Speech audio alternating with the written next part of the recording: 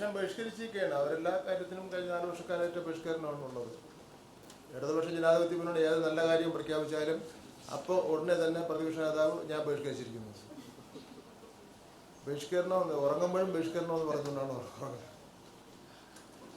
ഇപ്പോൾ നമുക്ക് പിന്നെ മണക്കാട് സ്കൂളിൽ പോണ്ടേ, കുട്ടികളോടെ കാത്തിക്കുക. ഞാനങ്ങോട്ട് പോവേ റിസൾട്ട് എന്താ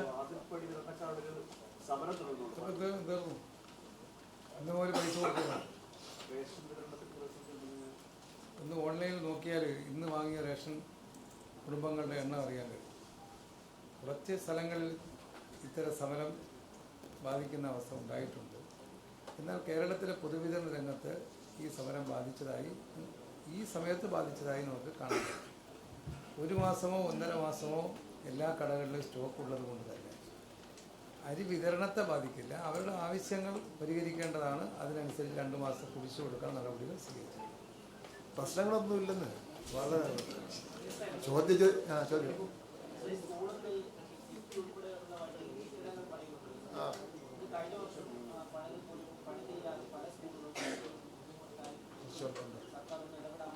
അവിടെ കുറച്ചുണ്ട്. ഒരു 300ഓളം വരുന്ന കെട്ടിടങ്ങളുടെ പണി പൂർത്തീകരിക്കാനുണ്ട്.